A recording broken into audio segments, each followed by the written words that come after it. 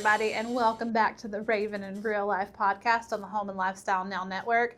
Today, I am with my brand new friend and possibly my spirit animal, Dr. Rocky Marsh. So thank you for being here. Listen, thank you for having me. This is an absolute pleasure. I am in an amazing spirit, so I'm looking forward to a great conversation. Now, I have a question for you. Yes. Because I'd kind of known about you, Okay. but I'd never met you. All right. And then in the last few months, I feel like I've ran into you everywhere. Do you feel like I'm stalking you? No, no, but I do get that often a lot, very frequent in the community. So it's frequent where people say, hey, didn't I see you somewhere? And most likely I probably did. So really, it's the more we get involved, the more we're just going to see you because you're already Which there. I hope most of your viewers start getting out more. Maybe they'll start seeing you. Hey, did I see you on TV? Right? I need that. I need that. So you guys, if you see this, go ahead and share it so There you everybody go. knows who I am when they see me out.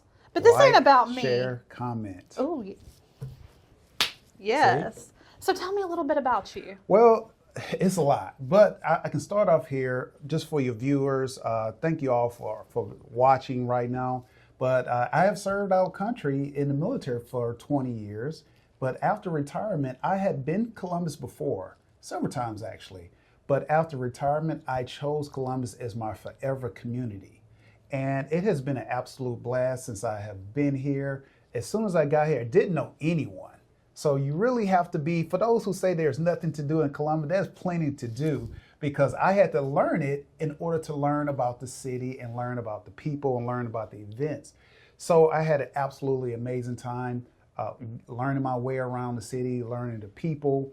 And since I've been here, I've gotten active, pointed, and I serve on our Columbus Crime Prevention Committee.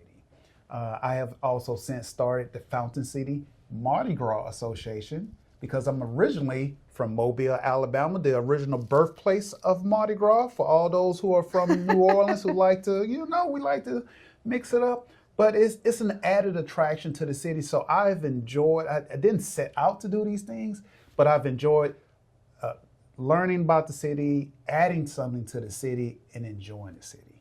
Now, real quick, that is where they do the moon pie drop every year. It right? is. Okay, It so is. I watch that on TV. Okay, I watch you that. gotta go. You have to go. That's a real Have party. you ever had a moon pie? I'm from here, yes. But did you have one in Mobile? No. It's not the same. Okay. That doesn't count. Okay. You got to go to Mobile. Do you care about the RC Cola in Mobile with the moon pie or just the moon see, pie now matters? you're talking about a shake. See, that's a whole different conversation.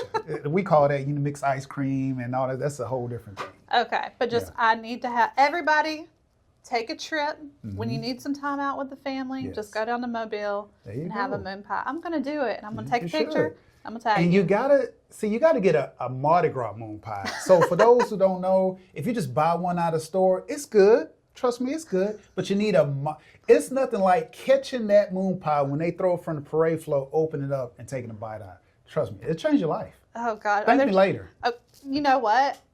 I believe this. You I feel should. it with my whole heart that You it's going to should. change my life. I'm should. excited. You should.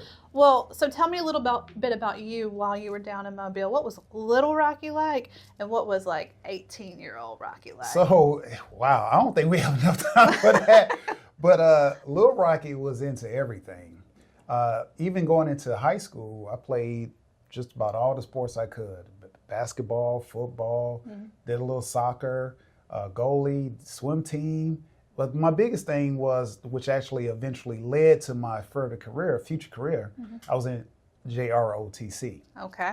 And I'll tell you what, that was probably one of the most eye-opening experience of high school that really led to what Big Rocky wanted to be, and eventually will come.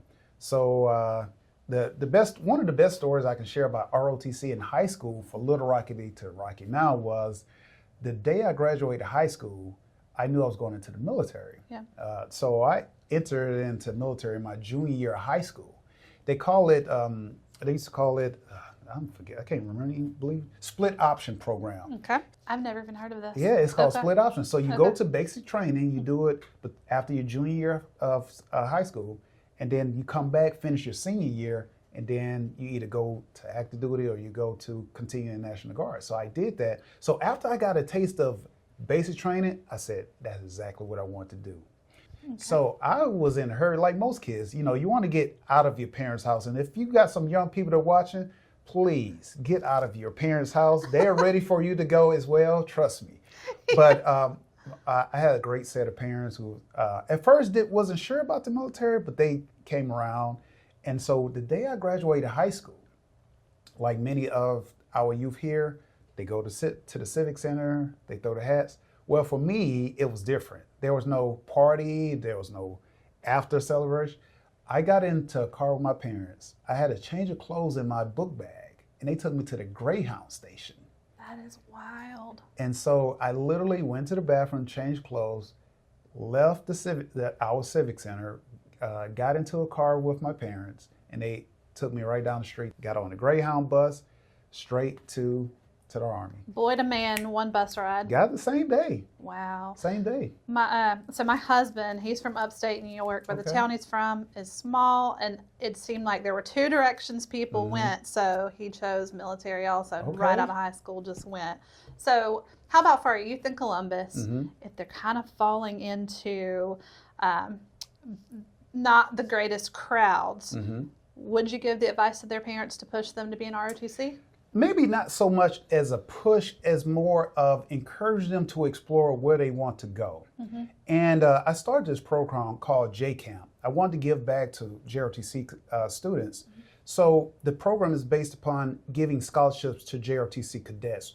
When I was in high school, there were scholarships for sports, if you're going to college, but JROTC, unless you was going to the military college, there were not a lot of other scholarships specifically for them. So I created this program called J-Camp, JROTC Career Alumni Mentorship Program. Okay. But the premise was to get students to start learning where do you want to be, and that's what you need to start working on. Because everyone says graduate high school or do what you can and go to college, but everyone doesn't go to college. Yeah. A lot of people, they get regular jobs, they start their careers, and there are other things to do. So the goal was to prepare yourself for what you're going to do. If you are going into the military, you might want to focus on your physicality, being in shape. But if you're going to college, you need to focus on getting your ASVAB or scores. And if you're going to do a regular job, go into the workforce, then you might want to get your driver's license. You might want to do certain things. Work on a resume. Start looking at what you really want. And it's okay, and if you're watching, it's okay if you don't know exactly what you're going to do when you graduate high school. It's really okay. Try something early, because if it doesn't work, you can always pivot and do something else. Hey y'all, I'm 41 and I still don't know what I want to do, but I'm trying something every day. And that's what it's all about. Try it until you need to try something else. That's right. So how many times in those 20 what years? 20? Well, to be specifically, let me see. 1, 2, 3. So it was 20 years, 20 days, 9 hours, 15 minutes, 11 seconds. I wasn't counting, but I looked at the watch when I walked across the stage. Okay. So in all those years, how many times did you want to walk away from it? So many times. But there was a pivotal point. And we call it the point of no return in the military for those who serve. Salute to all my fellow veterans.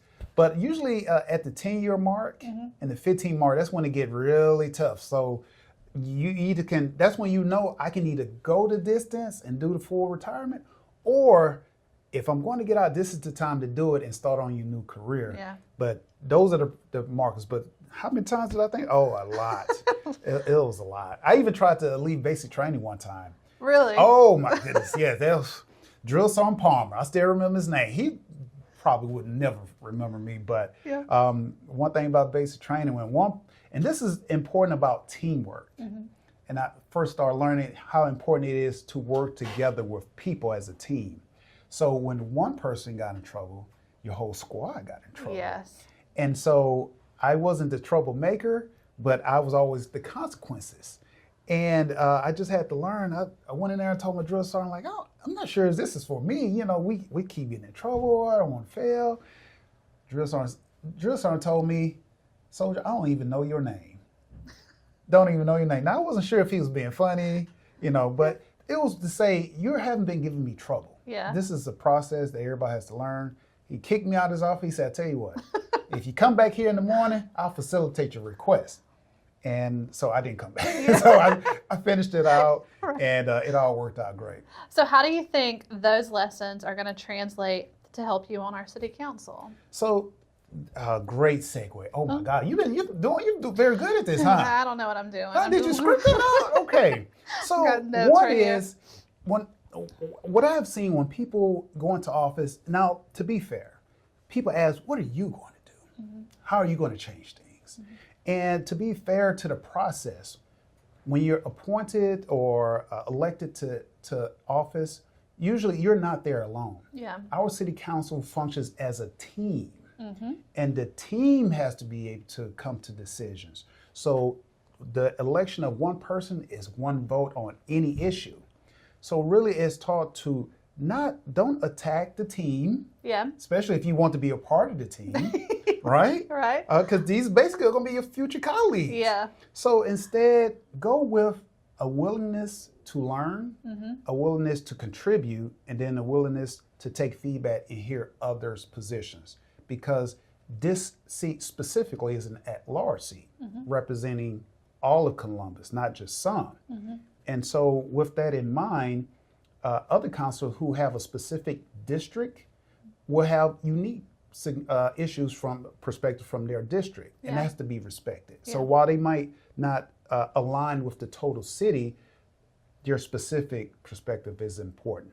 Okay. Okay. And I guess I've never really thought of it in terms of that. I guess I always think of it in terms of an at-large seat, but I guess just like across our country where different areas are going to believe completely differently, Exactly. our city's the exact same way. Listen, I've literally been in Congress and talked with other congressmen. Actually was in D.C. just last month, Yeah. and that is why people think our system moves so slow, Yeah. because you have to hear the argument over here and these people, and so everyone is trying to make it work the best way it can for everybody. It's not going to be perfect, Yeah. or where everybody like it, but they're trying to get it the best, and as they call it, the sausage making. Yeah. But that's the point. So when we're at our city council, things I would take for is teamwork. That would be the word I would take away. Teamwork. Now, are you fully prepared for the times when half the city hates you and half the city loves you?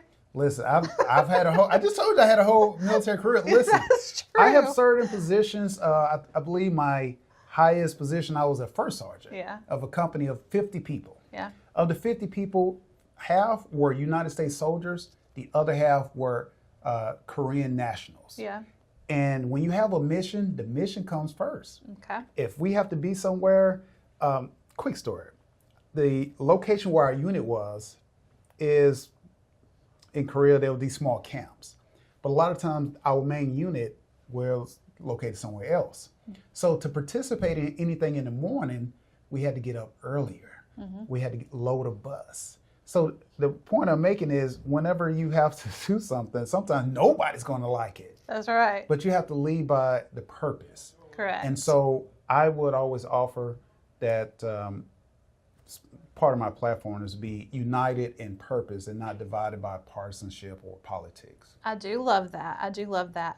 But when it comes down to your values, I know you're going to be open to what everyone Sure. believes, but what are just some core values of Rocky Marsh? So one of the core values is sticking to your word. Sticking to your word. I think that's so important with retaining trust between elected officials and constituents. So one, don't give your word unless you can really deliver and guarantee. But I give you something small. I think for those watching, I think it's some of the small things that I listen to people all the time. I was just at a town hall in another part of the city the other day, and the biggest frustration, they didn't felt heard. Yeah. And I think when you listen to someone and you tell them, I'm going to get back to you, I'm going to return a phone call, the smallest thing I think goes the greatest distance. Yes. So the values is respect people also. That we're not, no one is more or less. Yes. And so it's important to respect everyone equally, Yep. at least equitably. And that's going to go across any line that there might be in Any line, Columbus. which is why I'm glad this seat in the election is nonpartisan. Yeah. Because we can focus on the values that we can all share or at least participate in. I love that. See? Now, recently I was talking to Skip Henderson, and he told me that the biggest factor in his entire mayoralship, if I even said that right. I don't know, Mm-hmm. y'all. I have Alabama education. What's his wife? Is she ready? Is your wife ready for You know the what? game? So you all don't know this. My wife is actually outside in the studio, but I will say, not only will I concur with that, my wife is one of the reasons why I'm happy in Columbus. Really? So I was recently on a panel, and the panel asked, Rocky Marsh, what does Columbus mean to you? So let me tell you what I responded with. My word was home. And it became a home when I found my wife. So several things happen in Columbus that I think sometimes too often get missed.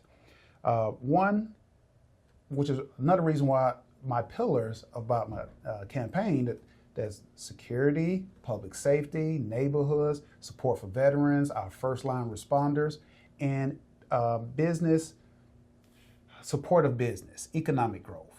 So for me, when I first got to Columbus, it was important that I find a home, find somewhere safe, somewhere that I like to stay. Yeah. Second thing was I got a job. Yes. I got a great job. I work on Fort Benning. Okay. Found a great job. And then I found a wife. So now it's family. So I got the three things that really align with my platform. And that's what I want to see for all of Columbus. I And love that.